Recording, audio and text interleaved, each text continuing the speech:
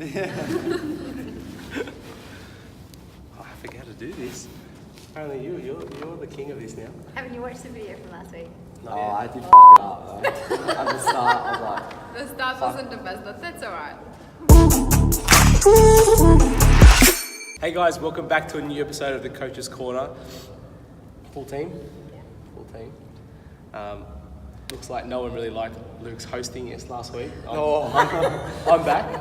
Oh, you know what else I did? I introduced Megan as a guest, because we always have guests. And I was like, no, hold on. And then he's like, she's not a guest. I was like, oh yeah. She is back again and she's not a guest.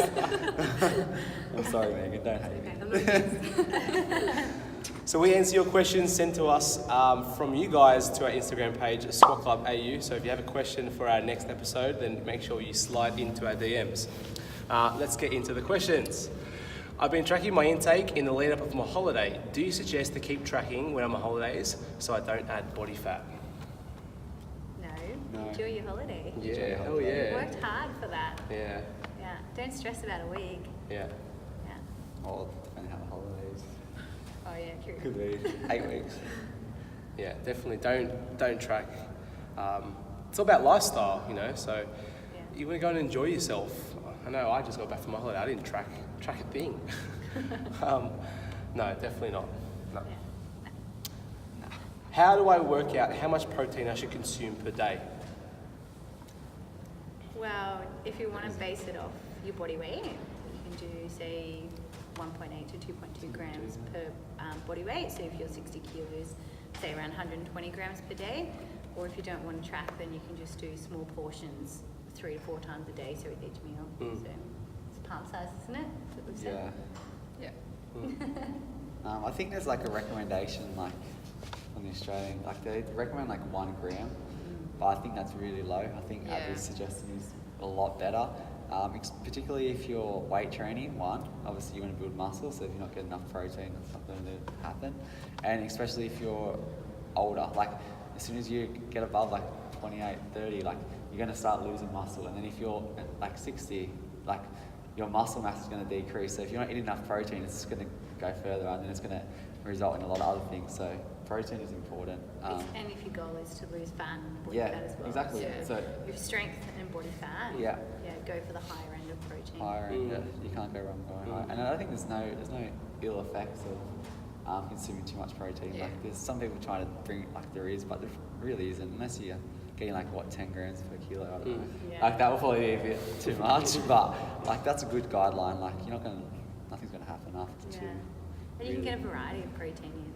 You don't just have to say eat meat. There is a lot of sources of protein. So Yeah. it's got good nutrients in it too. So And it keeps you full. yeah. Well, it's got so many benefits. Yeah. So get your protein. I do circuit-based training and saw great results at the start, but for the last 6 months, my results have started to plateau. Why is this, and what can I do to stop plateauing? Change it up is a big one, isn't it? They've been doing circuits for a long time, so they probably need to start building some muscle, doing different kind of training. They want to stop a plateau. If you only just started, of course you're going to get great results at the start. If you haven't done any exercise and like, I'm going to start circuits and I'm getting you're going to get good at it. Like your nervous system's going to adapt and that's what's going to be the gains initially.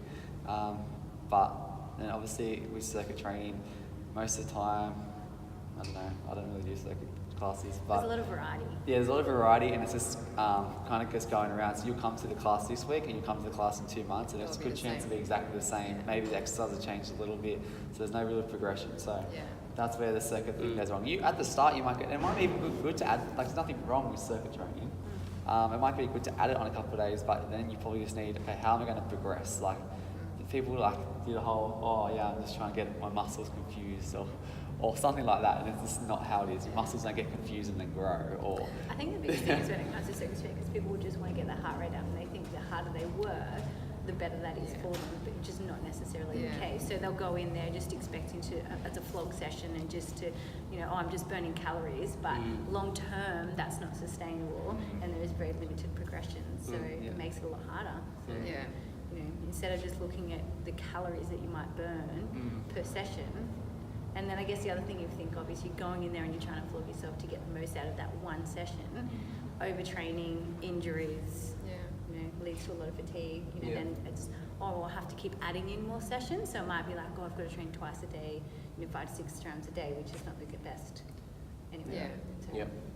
I think we always get, actually, I think this is a very common question when a lot of people that would come in to this gym here, they've kind of done a lot of circuit-based training at other gyms, let's just say that. And they have a similar, I've had that many people who I've spoken to have the same issue as this person. Trying to change your training and do like progressive overload, increasing the training volume. If it's fat loss, if that is for what you're after as well with circuit-based training, then look at trying to track your calorie intake, and if you already have been, then maybe look at trying to reduce it. But there are other ways, and there are many ways to avoid the plateau. But probably try to steer away from the circuit-based training and look into something more like strength or any other type of training that incorporates progressive overload. I would say that though, I have nothing against circuit training. I think it's great because I wouldn't steer away from it. If you're sitting at home and have done no exercise and then you want to go to a circuit class, do it. At least you're moving, you're getting up, everything like that. Yeah, the only real problem I have with circuit training is if you just obviously plateauing, like you said, but I don't think we're not trying to say circuit training is bad. Circuit training is good. It'll get you results, and you're gonna be using your muscles. Yeah, initially it will, and that's great. At least we're not saying don't go do it. You can do it. That's fine. If it's not I think the main thing is people exercise, and that's the main thing. And if you do hit a plateau and you're I don't want to hit a plateau, then okay, then go look at another way as well. But that's what I'm suggesting. Yeah. Is if they've said they've been in a stagnant situation for the last 6 months, then maybe maybe they need to look at changing up their training. Yeah. I think I would still keep the circuit training in, And then add it in something else. but add a strength training into it as well. Because sometimes it can get boring doing just strength training. And if you're mixing it up during the week, if you do, let's say, 3-4 strength training sessions a week and then 1 circuit training, I think it's great. And the only real other thing I have a problem with circuit training, like I just said, I don't have nothing against it, but the only real thing is there's no real technique focus and everything like that, so you just kind of get thrown into a class of 15 other people, and that's one trainer will just go around looking. There's no I don't know, have a little bit of there's some things about people in box jumps and just jumping up and down as fast as they can for a minute. It's not safe, and I think with strength training you learn how the body moves, why it's more effective, and then you can progress from that. Those principles, you know what I mean? So that's why it's good to have both. I think what Lenka said, you don't have to cut it out, but add strength training in and maybe use it once or twice a week. If it's your sole source of training, then that's when, issues going to happen. Have a good balance with your training and, there's a place for everything, but just fit it in. And enjoyment too. If you enjoy the circuit, then keep doing that. Better than not doing this. Yeah. So there are a few ways, I guess, though. You can look at trying to avoid plateauing. Yeah. I'm struggling to stay motivated with my goal to lose 10 kilos. I'm currently 4 kilos down in 10 weeks, but I'm getting disheartened with the speed of progress. Do you have any suggestions on how I can stay motivated? I would say with that, look at smaller goals. Instead of thinking about the main goal of 10 kilos, look at goals that you can actually, mini goals that you can achieve that kind of gets you closer to the main goal. Might be a training goal, and working towards that goal. Because then once you work to that goal, you're getting closer to the main goal anyway. But if you have such a big goal, there are times where you will get disheartened because it seems so far away. But if we look at trying to make mini goals, it gets us closer and a step every single day closer towards the main goal. A lot of people have that goal, and I think I agree. It's wrong to say I just want to lose 10 kilos because when you only lost 2 kilos, this isn't even working. Well, you've lost 2 kilos and you're exercising, and then you're not looking at it from the wrong point of view. So set small, achievable goals. That could be a long-term goal, but don't look at it like that. Think of the process different. Don't just be I'm not... Focus on the process, not the outcome. Yeah, you always want to focus on the process, not just be I haven't lost 10 kilos yet, I'm not going to go to the gym anymore, it's a waste of time. And if you're basing it just on 1 week or 2 weeks where your weight hasn't fluctuated, it's not the best time to do that. Then make a decision, it's not working. And plus, don't expect that you're going to lose 10 kilos in 5 weeks. Yeah. Like that's not going to happen. Like Or 4 even- kilos, 4 kilos in 10 weeks is actually really good. Yeah, I think that's amazing. So yeah, I wouldn't like as well. Like if you're just coming into the gym and being like, oh, I just want to lose 10 kilos. I don't think that's a good goal. Like personally, like I wouldn't say to my client, oh, I want you to lose 5 kilos.